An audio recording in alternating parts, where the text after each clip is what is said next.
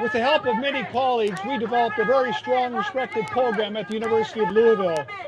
My last 3 professional evaluations resulted in perfect marks, as well as I got numerous accolades from my patients, families, students, and those from throughout the country. In the fall of 2017, I took part in a Heritage Foundation panel here in Washington, D.C. One of the questions asked me is, what is the best way to treat children with gender dysphoria? Many of these kids have serious distress, anxiety, depression, and they asked me what's the best way to treat them. As a physician who cares about my patients, my answer was straightforward. The best treatment is always based on the understanding of what is causing the child's distress. What does the confusion stem from? Is it a physical problem or is it an emotional problem? As a behavioral scientist, I could not bring myself to say this is just something that happens. We do not approach any other medical condition that way, and we didn't need to approach this one that way. We need to understand a condition before we plan treat for it. I'm a doctor trained in the scientific method, and any scientific method says you ask questions whether you embark upon a study or see a patient.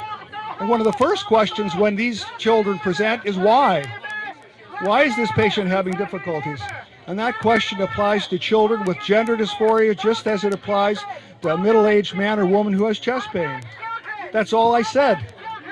But I soon found out that why is not a question that doctors can ask these days, at least when it comes to gender dysphoria. In the days and weeks following my remarks, I found my university turning against me for asking that question, and some of my colleagues turned against me. Within weeks, the university demoted me despite numerous evaluations from administrators praising my skills and what I had done in my professionalism. For the next year, I endured a hostile environment, and then finally, I was effectively fired. All for simply asking a question, why is this happening? Tolerance is a very popular word these days, especially among people who don't show much of it.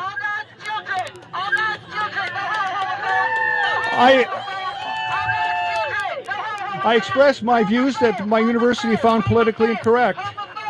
But academic faculty are supposed to search for the truth, whatever that path takes us, rather than be pushed into an activist position. Today, social activism is overriding academic inquiry and the search for truth. And worst of all, it's overriding the well-being of many patients.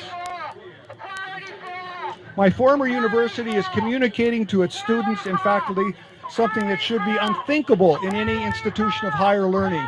Don't ask questions. Don't listen to anyone with a differing viewpoint. Those are the worst possible messages we can give and transmit to those who will be leading our community. If the Supreme Court reads gender identity into federal law, a lot of people will be silenced or punished for their views. I'm living proof of that.